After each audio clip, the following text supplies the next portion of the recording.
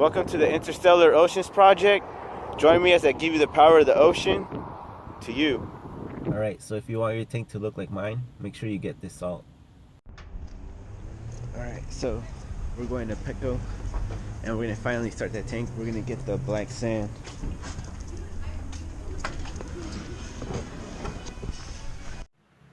"1 million years ago, superstition and poison ruled. It was the depth of darkness. It was the world of fear. It was the age of sea monsters. Stone by day, predators by night, they were betrayed by the humans they swore to protect, frozen in stone by a magic spell for 1 million years. Now here in the bay, the spell is broken, and they swim again. They are guardians of the reef. They are sea monsters."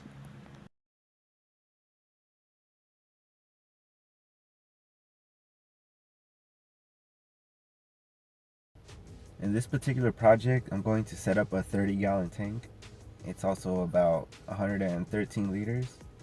Right here you see me removing the scratches off the tank. If you use an actual buffing wheel, you could actually make the tank look pretty much new again. That's the advantage of using an acrylic tank over glass. Alright, so when you buy the salt and you mix it with fresh water, just add it to your tank. And then what you want to do is you want to stack the rock. Start putting the rock in first before the sand. That way your rock structure doesn't fall. For now, I only have 3 pieces of rock, so I'm just going to add the sand. Eventually, I'm going to add more rock to complete the whole structure of the reef. Also, there's different colors of sand. There's black, there's pink, and there's white. My favorite's sugar white sand. The black makes the colors of the coral really pop out. That's why we went with the black. The pink, usually a lot of female customers love the pink. Pretty much when you set up your tank, you want to go through the nitrogen cycle, which basically means you gotta grow all the bacteria, all the microorganisms that's gonna basically keep your whole ecosystem stable and keep your fish alive, your corals alive.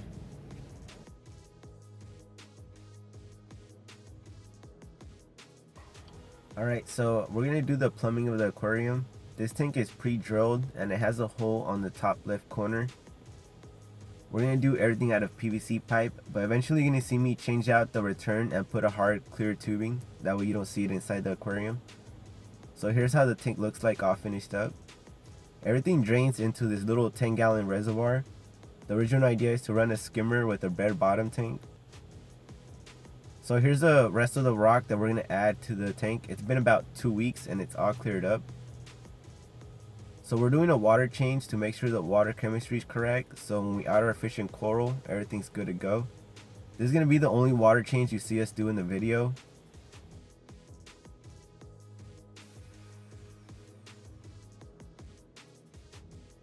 Alright, so we added this powerhead. It's basically this little fan that moves water in the aquarium. This one does about 1,300 gallons an hour.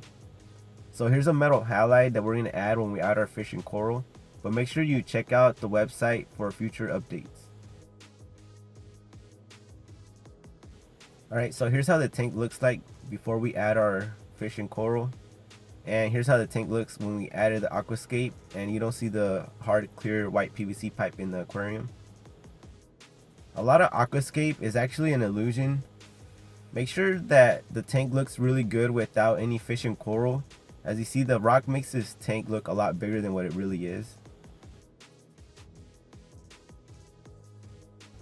For fish, we already planned out the fish. It's really important to plan out your fish. We're going with 2 clownfish, 3 chromis, and 2 gobies.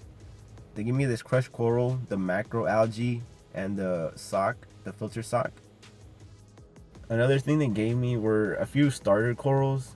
The few corals that I started with, like the green star polyps that were given to me.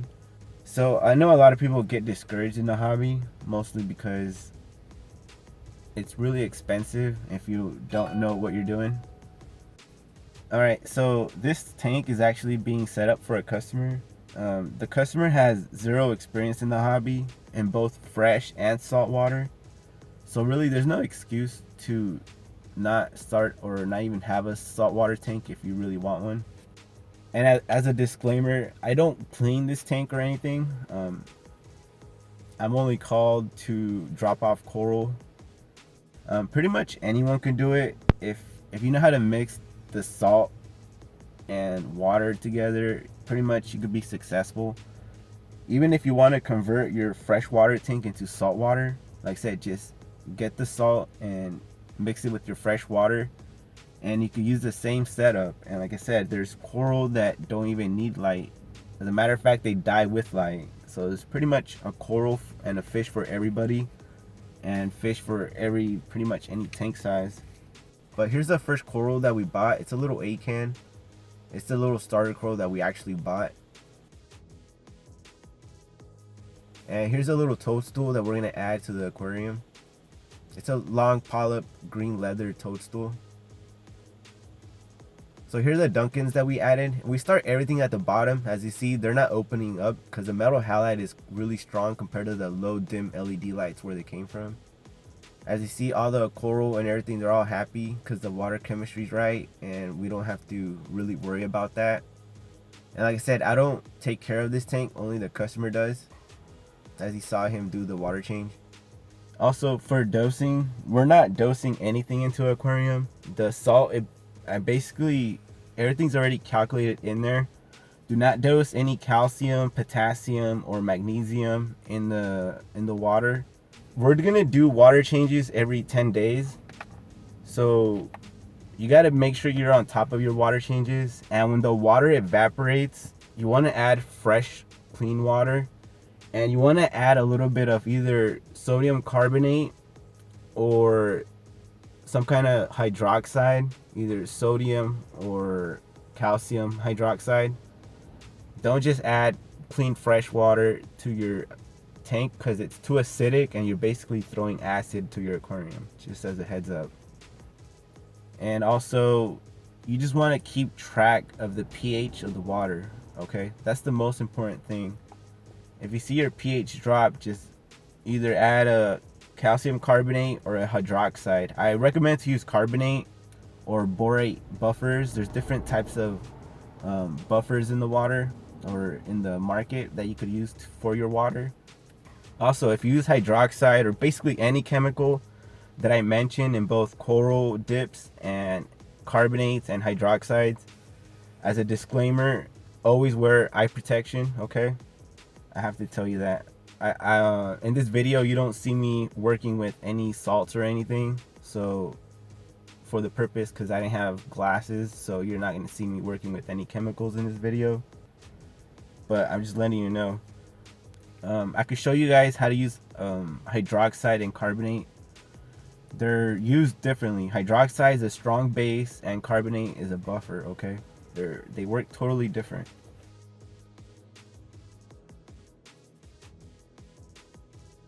Alright, so as you see, this red guy, it turned kind of pink, so it kind of faded. The green one, it's doing really good. It's opening up. And you see a little sea urchin because we added it to eat algae in the aquarium. And here's the blue exenia. It's doing really good. It's flowing in the aquarium. This week I decided to step up the game on the customer, and I added some small polyp stone corals on the top right of the reef. If he's able to keep them alive, they should grow and take over real quick also. But look at this green guy, he's feeding, so we're gonna add some oyster feast basically to help him eat or get the polyps or all the corals to start eating. There's a little anemone right there on the left side of this green frog spawn. Hopefully it doesn't sting the frog spawn and kill it. So we finally added this LEDs, so as you see, everything's doing good. And here's how the corals look under LEDs. And I told the customer to experiment with the LEDs. 10 years ago, LEDs weren't that strong compared to now, as I had to find out. But basically, run your LEDs dim and you won't kill your coral, okay? Start dim and work your way up. As you see, with just the metal halides, everything's doing good. And LEDs is the only change that we did to the aquarium. As you see, the Duncans are out. Everything's just this colorful because we're running blue LEDs. And like I said, we barely added it today. If the customer keeps the pH high, basically all these corals should survive, and as long as we don't introduce any pathogens into the aquarium, everything should thrive and multiply. For heaters, we're gonna put a heater in the bottom tank because this tank is pretty drilled. The water temperature, you want to keep it at 78 degrees Fahrenheit or 25 degrees Celsius.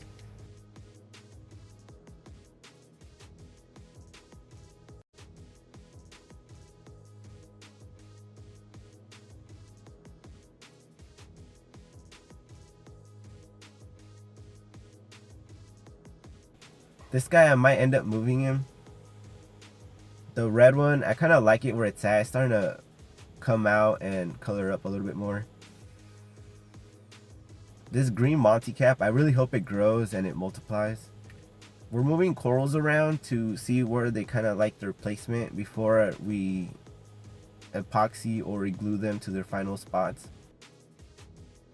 You can see this guy feeding, and the red one's also feeding, but it's starting to color up. It's starting to bubble up a little bit better. So here's the tank, how it looks under the metal halide.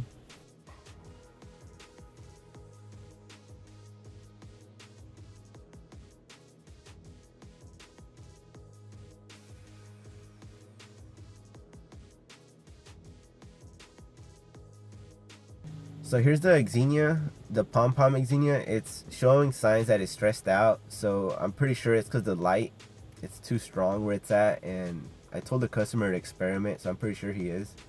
But it's really my fault. I should tell him to dim him down. But we added a second clownfish, and as you see, when I came this day, the frog spawn is basically dying, and basically it could be multiple things. It could be the lighting, another pathogen that we added from a different coral. So we started dipping our corals in iodine. Also, I also recommend for you to dip your fish and your coral. And for your fish, the dip I highly recommend is methylene blue. It's basically a little blue solution. You add a few drops to the bag of water where your fish come in, and it's gonna sterilize the whole water, the whole fish, and remove any parasites or pathogens on the gills of the fish itself. And it's really important you do this because you do not want to introduce pathogens to your main display in any shape or form in both the fish and the invert variety. But here's the elegance on top of the rock structure. It's a purple disc with a green rim and with green tentacles. Alright, so as you see, the macroalgae is starting to take over the aquarium, all this hair algae, and it's starting to kill all the SPS coral, so I have to do something about it quick. And they gave me all this Euphilia, a different customer from a different project that you'll see in the end of this video. Make sure you check out that video. But she gave me all this Euphilia, and I'm quarantining this Euphilia because I noticed that they have vermitid snails, and it's a pest that could really take over and kill all your coral. But anyways, this particular torch, I broke its skeleton all the way around, and basically I added this epoxy to keep it together, and I hope it survives. But the last coral I did this to, it didn't survive, so I don't expect this one to. That was 5 years ago. Another thing, if you cut your corals, like say down the middle or it tears or something, you want to dip them in the iodine solution. Do not dip them in the other reef dips that are usually for pests, to remove pests. So you got to know exactly what dip you're using. If you have any questions, always contact me. For your coral, there's two different types of dip I recommend. One is to remove parasites. They usually smell like a pine saw. And there's also iodine, an iodine dip. Basically, the iodine dip is to help actually heal your coral.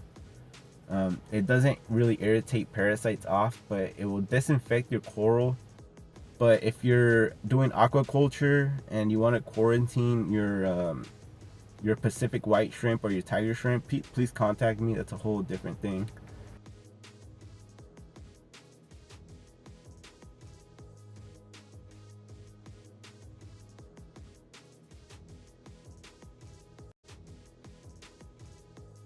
So I had to get some more elegants because they're my favorite coral. Each of these elegants are unique.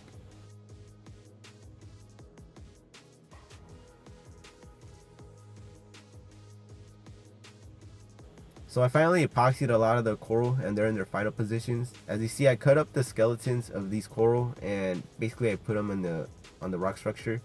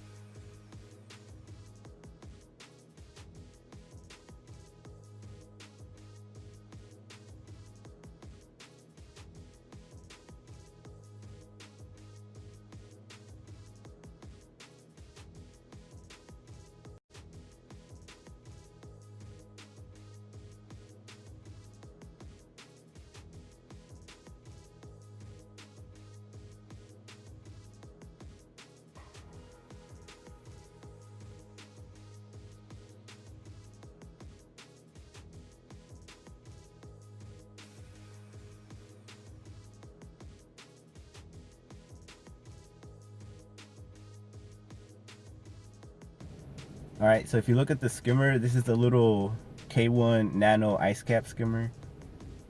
I think it's really cool. I like how you could adjust the flow and it doesn't have a pipe, so I think it's a really cool skimmer.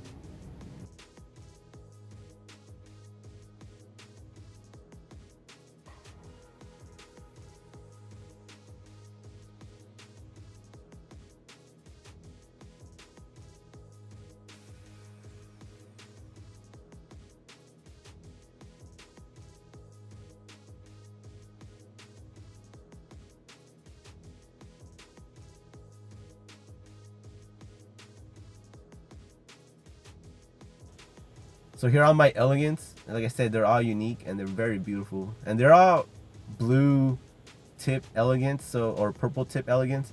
But if you have a yellow or an orange or a pink tip, please send me one this way. That'll be pretty cool, and I'll sponsor you in the system or in this future update of the system. But anyways, here's, like I said, here's my favorite coral in the system. I really hope this red one follows its steps, but it's getting there. It looks like how I originally saw the green one. Oh, you saw earlier in the video.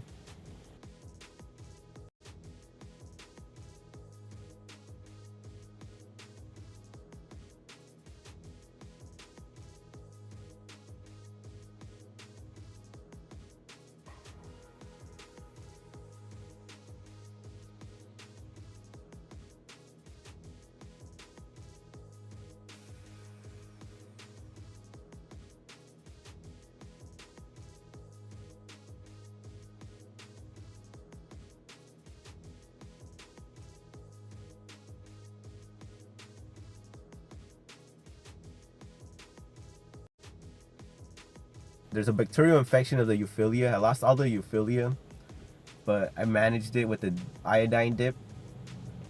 So here's the next update. We added this little torch because, like I said, all the euphilia died, and this torch looks pretty good, and it's starting to come out with the metal halide. I'm not too sure what the light cycle is, so maybe next time when we do the update with the skimmer, I'll ask the customer what the light cycle is.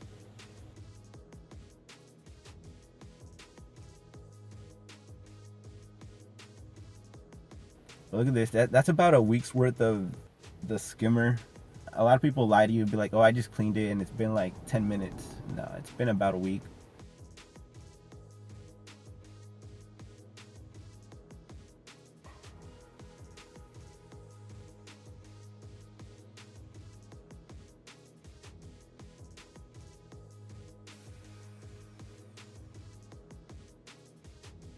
Everything looks really good in my opinion. You just gotta keep the pH high, and when you add fresh water to the aquarium, make sure you keep the pH high, and the fresh water you add, make sure the pH is at 8.3 to 8.4. That's why I start off all the corals in the bottom when I'm running the metal halide, because you got to get your corals used to the light. If you don't, you will kill your coral.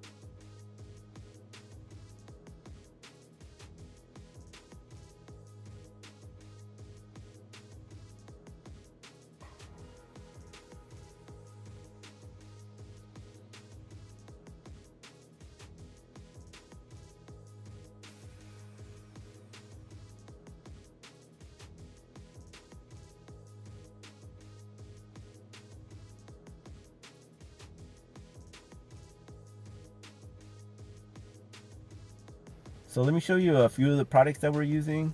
And like I said, so this is the salt we're using, and some of the camp products, pretty much the food. And here's another tank that we're working on, the little project. I'm gonna show you guys on the next video pretty much how I got this system to look like that. I pretty much moved it, but make sure you go to the website and click on that next video.